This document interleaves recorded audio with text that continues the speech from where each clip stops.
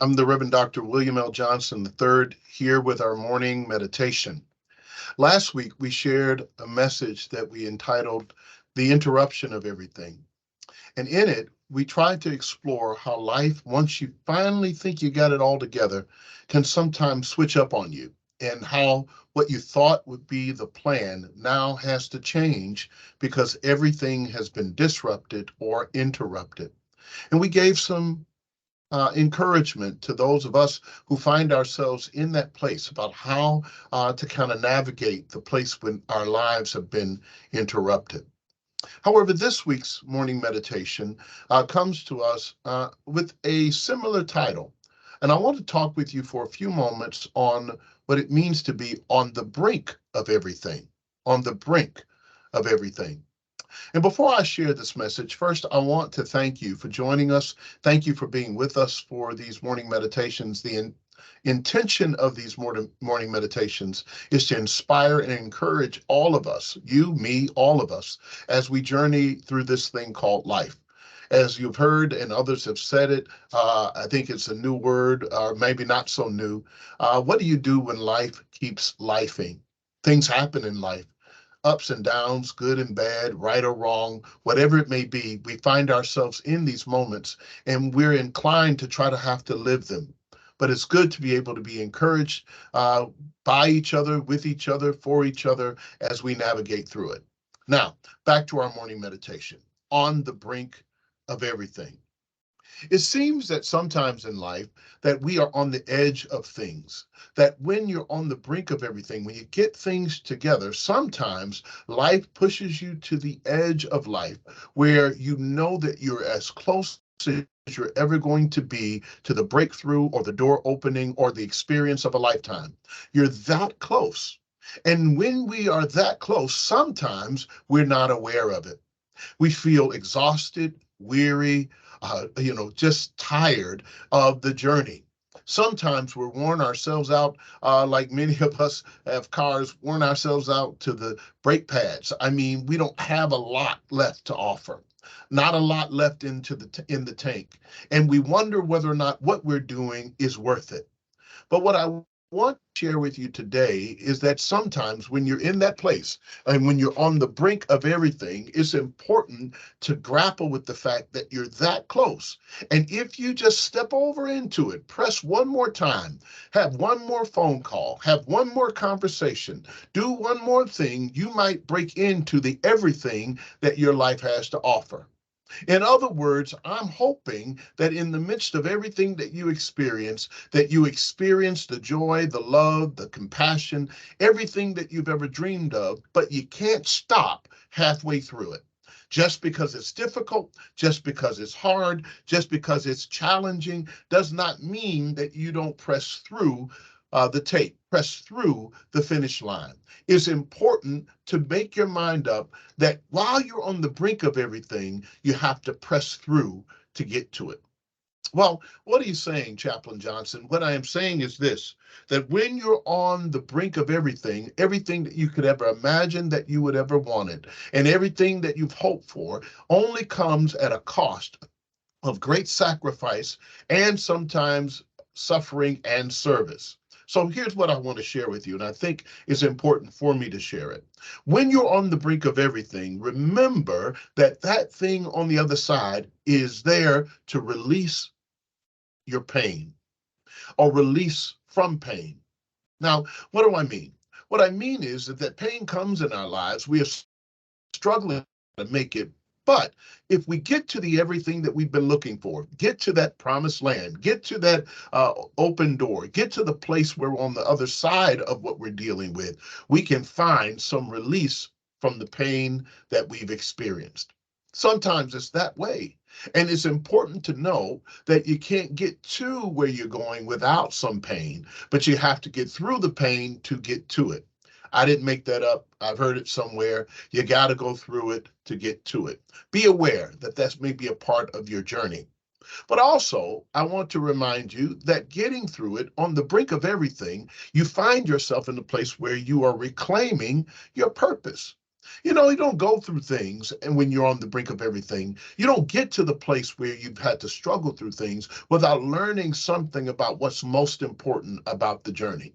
So, what I'm actually encouraging you to do is to not give up, but then focus on the purpose for which you're doing it daily. What am I here to do today? Why am I engaged in this conversation today? Why am I going over to this event today? In other words, be clear minded about your purpose for whatever it is that you're doing for right now. And if you don't know, take time to examine what it is that you need to do. So when you get to the everything, you're clear about the one thing you should be doing in the everything of your life. I know, sounds like a riddle and a puzzle. What I'm trying to say is that there's nothing sweeter than to know what you're supposed to be doing, what you should be doing, and enjoying what you're doing in life while you're making your way through it. You're on the brink, but it's important to get there with a focused and a purposed life. Lastly, let me share with you, this is important for me to share, is that when we are on the brink of everything, we are not only being released from the pain or the promise of release from pain or reclaiming our purpose, but we are also grappling with, I just gave it away, the promise of receiving that thing in which we wanted, receiving the promise that was before us. I love these stories from the biblical stories, from reading stories. I love to read, and I love to be able to get to things where I'm learning a lot more about myself. I have learned that there's something great. This book, this title of this message is not anything new. I borrowed it from Parker J. Palmer, who writes a lot of different books. Ones I almost love every one of them, but this one is entitled "On the Brink of Everything." Watch it. Grace, Gravity, and Getting Old. Now, that may not be for everyone. On the brink of everything, grace, gravity, and getting old. Well, what it says is that no matter what stage in your life, whatever it is you're doing, you have to do it with a certain amount of grace, a certain amount of understanding that you can't float all the time. You have to have some grounding in life. And then you have to come to the realization that the experiences of your life matter as they accumulate. But there's nothing better than to realize that what you're experiencing now are the results of a promise made long ago. That there are some things that in our lives that we're experiencing that came from promises that happened before we got here. Which brings me to a story. There's a biblical story, one of my favorites, of a young man by the name of David. It's a biblical story. David is a shepherd boy, but he is the youngest of his brothers, and he is one out in the field shepherding sheep. The prophet Samuel comes to his father's home, believing that he's going to find the new and future king.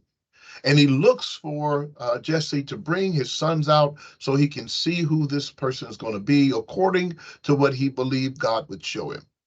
And as the other brothers are paraded out in front of him, he sees each one and he goes through each one of Jesse's sons, 7 of them, and he does not see one of them being the one who would be king.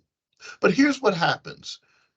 So Samuel doesn't stop with that. He pauses for a moment and he wonders if this all, because I know that God instructed me to find the king from Jesse's sons.